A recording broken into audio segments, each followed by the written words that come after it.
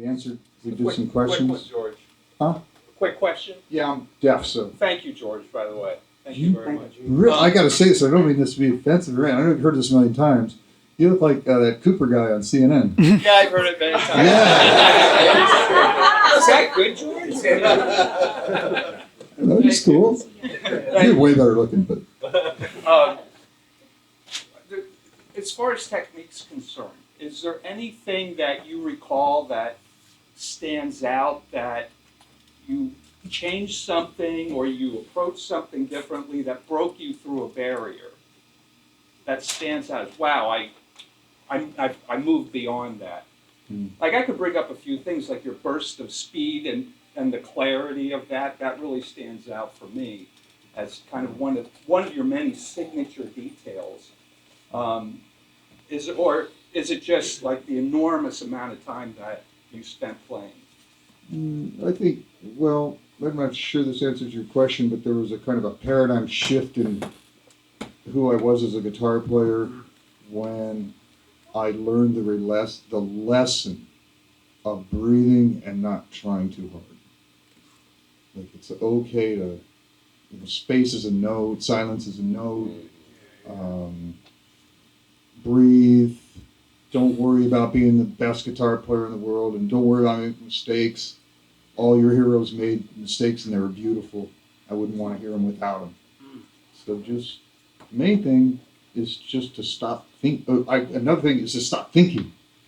If you start I used to think and I would overthink and I'd get myself all wrapped up and hyperventilate and my hands would get stiff and I couldn't play fluidly and what I wanted to play, and I get very frustrated. This is in the Dokken days.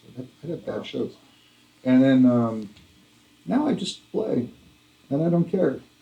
Mostly because I'm old, and when you get old, you don't give a shit. Doug Pinnick taught me that.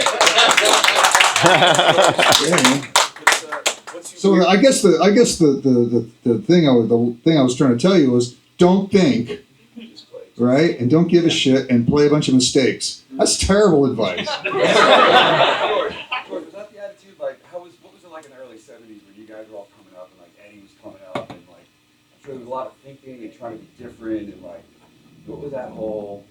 Yeah, everything was. Yeah, but there's no rules at that point. I mean, the rules were still getting made, so I think now we know how to go about everything and what to expect. But back then, it was you were kind of creating the thing on the spot and trying things that didn't work and worked and seeing what worked. So it was just insane, the interesting amount of talent, at least where I was growing up, and it was all so different. It was before the era of people copying whatever the new cool thing was. Yeah. Previous to Van Halen, there was every kind of a band you could think of. It was just like one of my favorite bands was a la carte, and there was these three guys, and they sounded like ZZ Top. Kevin was a great guitar player, old Les Paul Jr. to a 50-watt plexi with a small 810 cabinet, and the guy had it, slung down to here. But they're all heroin addicts, and they wore lingerie and like makeup, but all like Alice Cooper kind of makeup. So they looked like these trashed out heroin horror guys, like Rocky Horror Picture Show. But they were awesome musicians. It was three pieces, just three on the floor, just real great tone. I love those guys, and so it was that. Then there was some band that we used to always play with that had a magic show, where they had this huge water fountain thing where they would appear out of the smoke, and like holograms, and it's just crazy production. And like there's that, and then there, regular rock bands like us. So we were weird at one point. We had our singer, who we got rid of, thank God, but he always he didn't want to wear pants, so he wore these like see-through, like, remember when we used to wear nylons, right? And they're called legs or eggs or something. There was these little egg things. He'd wear those, but no underwear. And he had a big bush, so all that would stick out. So big boots. And, just trim that shit. People don't want to see that. No, that's not even the bad part. The bad part is he played flute. And he insisted on playing flute, so he would lift one leg up like Jethro Tull, like Ian Anderson, It wasn't a good look.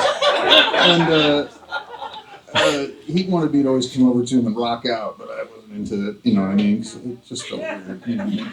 And then his whole thing was he felt like he could really change the world by blowing fire out of his flute without wearing pants.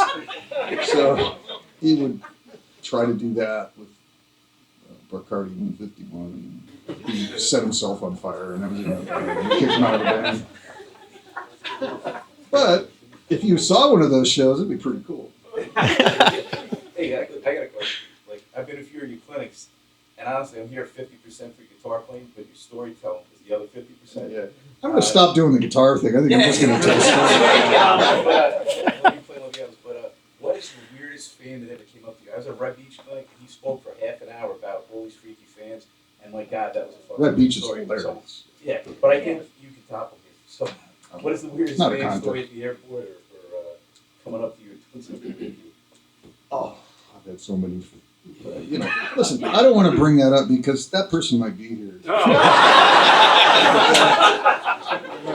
don't want to offend my fans. You know? All my fans are fucking weird. I mean, who goes sees a 70-year-old guy fucking playing 40-year-old music? I mean, that's dumb to begin How about with. the guy that got you sick before the M3 show? I'm sorry? How about the guy that made you sick before you were supposed to play M3 a couple of years ago and then you had to cancel? Oh yeah, I don't think that was intentional. That was me. Oh, He is here! well, at least you didn't kill me. Yeah, the guy that killed Mr. Scary. Outside and it was kind of misting and it was like 55, 50 degrees at night. And then like the next week was M3 and you ended up canceling. Oh. You got sick. Yeah, that was, and I don't cancel shows, dude. I mean, hell or high water, but, you know. Can I ask you your question? Yes.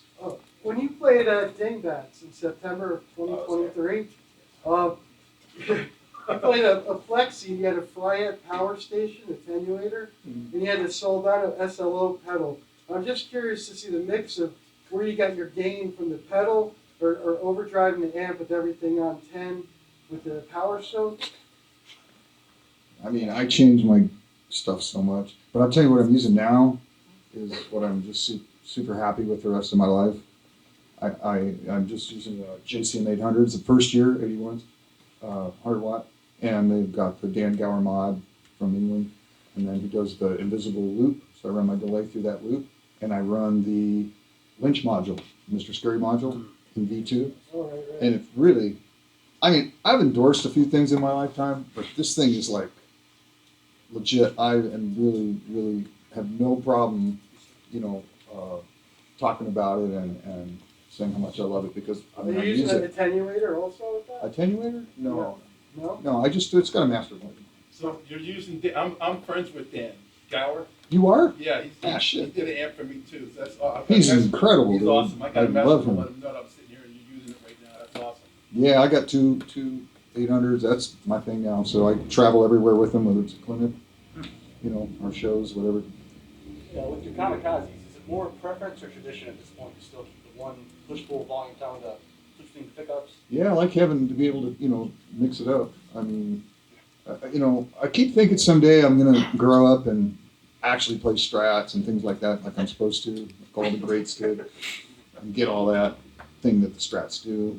And I really love that, but it just doesn't suit my music. It's not appropriate as much as like a rock guitar like this, a heavy guitar. So, but when I'm at home, I mean, that's what I'm playing. You know, I play my Tellys, I have a 1960 Strat and stuff like that. I have a 1960 Les Paul. And I mean, you just can't beat that stuff, right? I had a kamikaze made and I just couldn't deal with it. I had to put a three-way toggle in there. Oh yeah, that would make sense.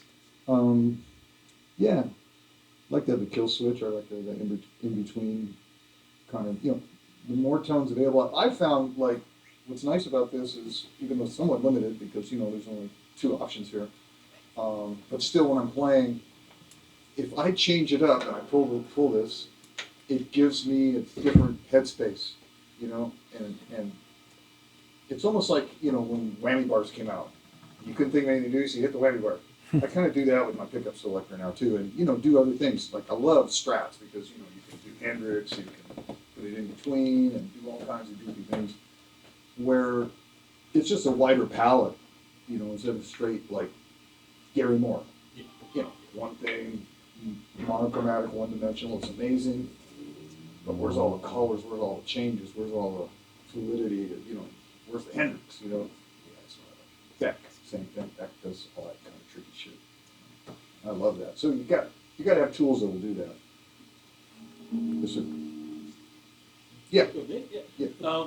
Besides like rock and metal, what do you listen to musically for inspiration? Wow. Well, when I was growing up, there was like 10 bands. No internet. AM radio. And, it was so simple. Now, I'm sorry, I'm just over it. I can't. I don't know anybody. Like I feel bad too. Like I should be a musicologist because that's my job is be a musician. But I really don't know any bands. And But do you listen to like classical? Do you listen to like? I'm not a disciplined person. Yeah, I used to be, but now I'm just kind of lazy. As I said, the last time I played guitar was the last time we toured, which was 5 weeks ago, and even my wife got mad at me. She's like, that's your job. It's the only thing you need to do. And a lot of people really like to have your job, so maybe you should be more responsible and be a responsible adult. Since our family depends on you, and you got to go out there. People are paying you. Yeah, she leads me the right. She's right, and I feel bad. But then I just drink more beer, and I feel better. They're always bitching. Fuck her. What is she know? I don't tell her how to make sandwiches. Oh, shit.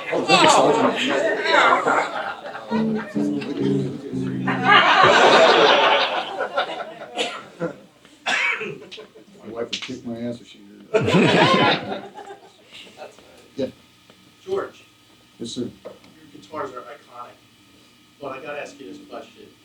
Do you still have guitars that you played with tooth and nail? I mean, the video for Into the Fire, that guitar was insane looking. And then on the back of the cover of the album, you have this other guitar with skull bones on it. Do you still have those? Well, I have some. If I don't have the actual ones, I'll have ones that are adjacent, but maybe not that particular one. Like original bones and original Haji are in a museum in ESP museum in Japan on loan.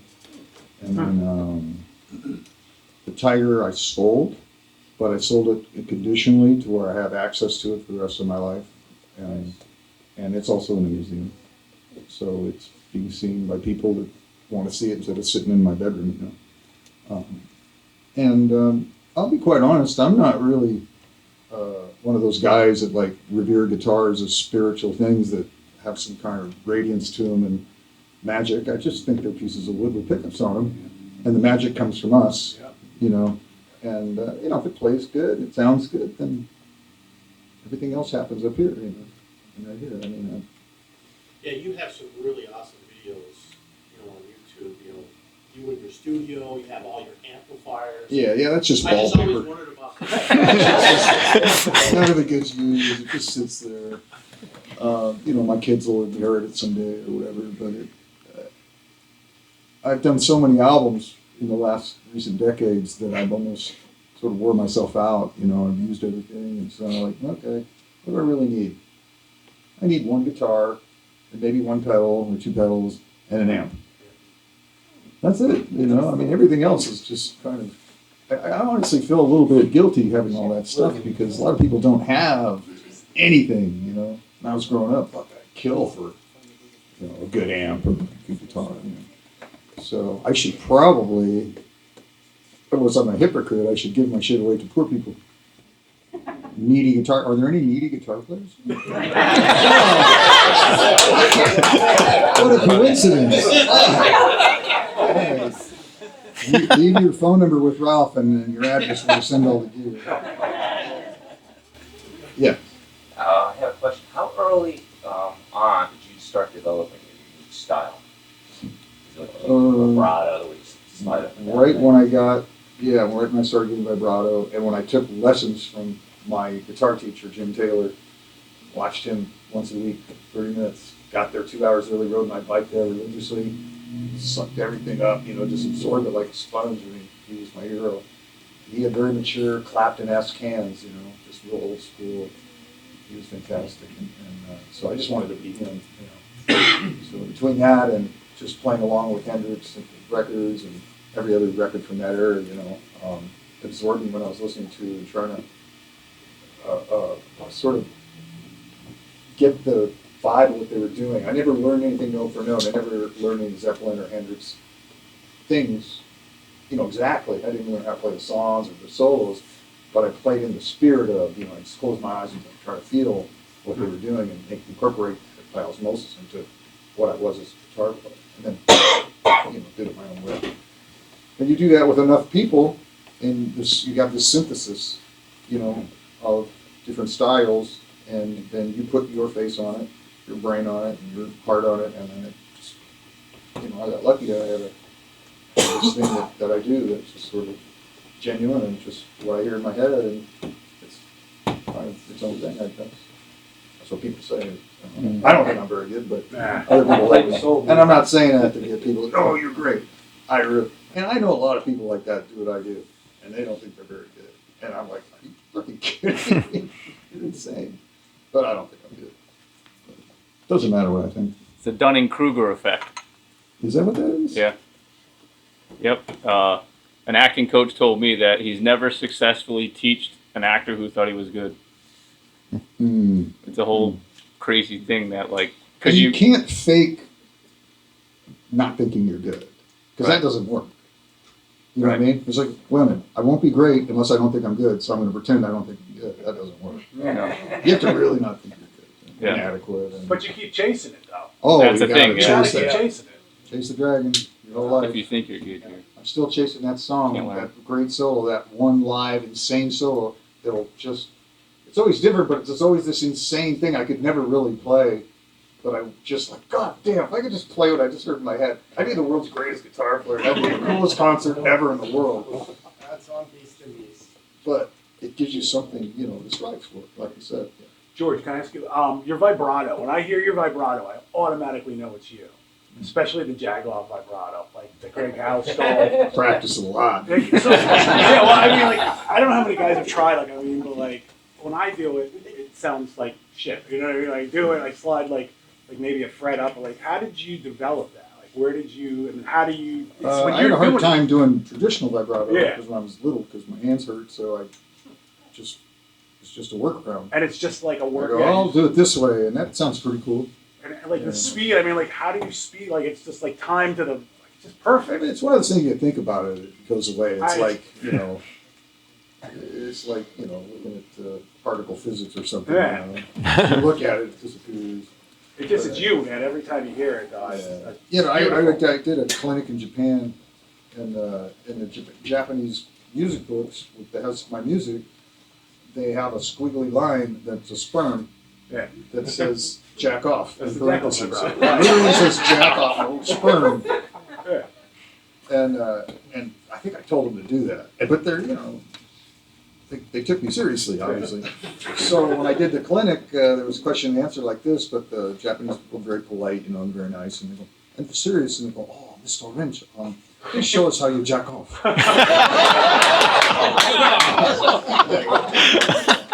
They ain't paying me enough. That's a different thing. All right, well, I guess we're good here. I think we covered all the bases. Yes, sir. I have a question. Yeah. Hi, big fan of yours. So I read that you taught guitar with Randy Rhoads at his mother's school. What was that experience like for you? Well, I don't know if we taught at the same time. Did I? I don't remember. But his band, the Quiet Riot Band, they all taught there. So Drew, the drummer, he taught drum lessons, and Rudy taught bass. Obviously, Randy taught guitar. And then, but it was really good for me personally because, not financially, because his mom paid me like $5 an hour. whatever. But I played every day for a long time every day, and my playing was like the best I've played at one point. You know, I was just on. I couldn't miss. I was just in the saddle all day long. Oh, it was great. And I had his little rig that I played through. It was a little Gibson amp, a Tweed amp or something with a MXR Distortion Plus. It sounded fantastic. And I just, dude, I loved that. That sounded better than any rig I ever had. So I asked Dolores if I could buy it, you know, when everything was over with. She wouldn't sell it. She wanted to keep it there, which I understand is what she should have done. But I wanted it really bad. But the other thing was, you know, me and Randy were up at the Ozzy gig at Old Story. He got the gig, I didn't, obviously. And he called me to tell me, he goes, man, because he'd always come see me and bring his mom to see me play Starwood and the whiskey and stuff. He goes, this guy's good and everything. So, so long story, he goes, I got good news and bad news. The bad news is I got the Ozzy gig, you didn't. The good news is you got my teaching gig subbing for me at my mom's music school for $5 an hour. You only have to drive an hour in your Oldsmobile 88 gas guzzler. And, but most of Randy's students were young, pretty girls, because Randy was a good-looking guy. And he has a bow tie and his Mick Ronson hairdo and everything like that. And he looked really nice and everything. And so all the girls I found out, most of the girls were just there to stare at him. They weren't really learning anything. So then, I guess they didn't tell him I was taking his place. So I showed up, you know, and they were all kind of bummed, you know. And I was like, oh, wear a bow tie, whatever. But I made him work, you know. I remember this one girl, I was like trying to stretch her fingers, and she was like, ouch. And she was crying. You know, you want to play guitar or what? You know? But half the girls quit. So Musonia lost a lot of money when they hired me because the girls didn't like me. Whatever, the guys liked me. That was cool. Is this where you wrote the outro tapping, like for Flying High Again? Well, me and Randy were doing a show out of some club in Pasadena or something like that, Altadena, and we were backstage, and he kept asking me to show him that over and over again, which was the. That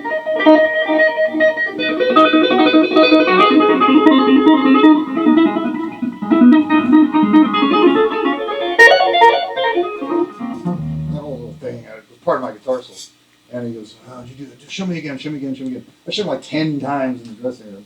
And then, you know, a year later. It also happened to be with the Scorpions, because we were doing our Dokken record in Germany, in Cologne. And they were doing a Blackout record.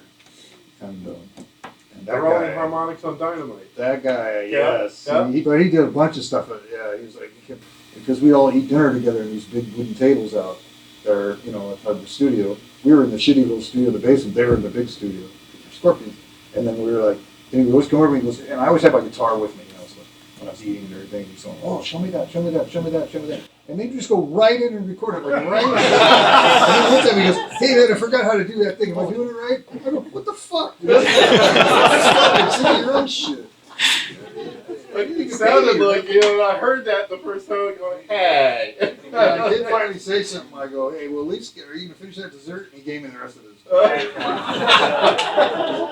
What is he got some sweets out of it? Huh? What is he got some sweets out of it? Yeah, I think we're good, man, right? First comes in, Yeah. doing a Should we rolling do another harmonics. jam? Or you guys know ZZ Top? What do you call it? Well, everybody knows Tush. The Grange. The Grange. Yeah, it's Tush. You know Tush. Oh, yeah, you can see that.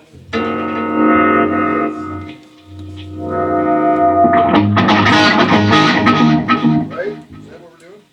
Or is there something else? You know another ZZ Top song? Wait for your stop. We can absolutely do whatever you want. Some Tush? Tush is cool. You know, it's something.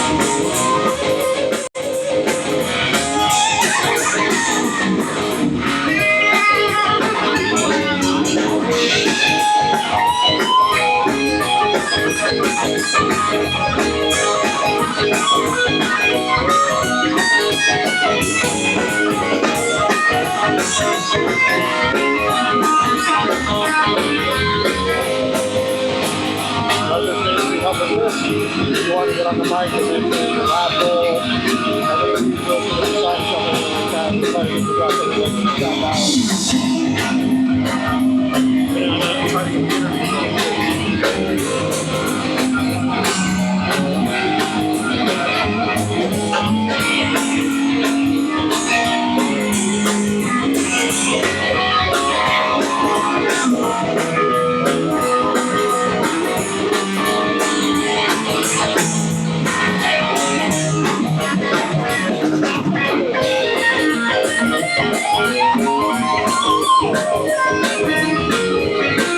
the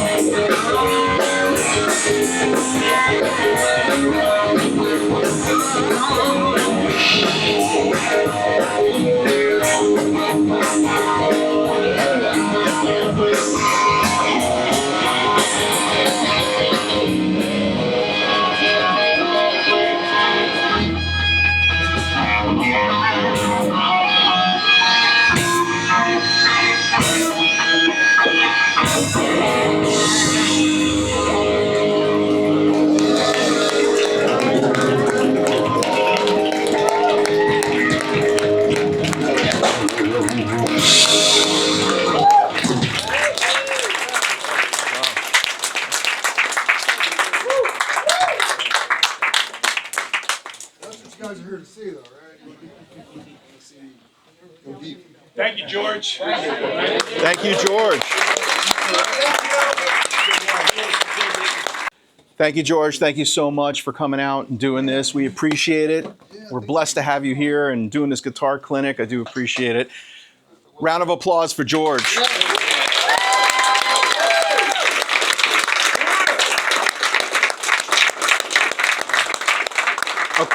A quick thank you to Ritchie and the music store here in Rockaway, New Jersey, the capital of the sinkholes. All right. Carlos, thank you so much, right? Thank you for everything that you're doing, and the staff. Give them a round of applause. And a round of applause for the band that stepped up, right? Good job.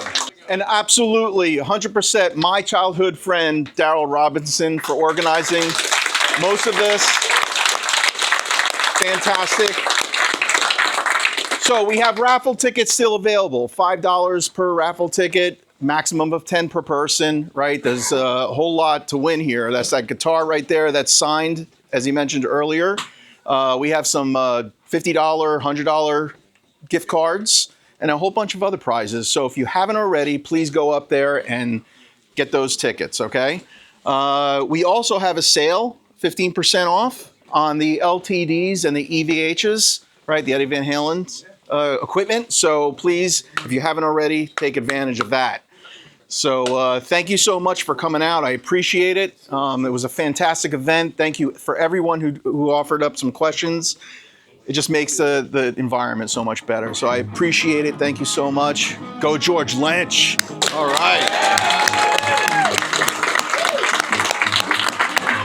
And then we also have, I guess George is going to be signing.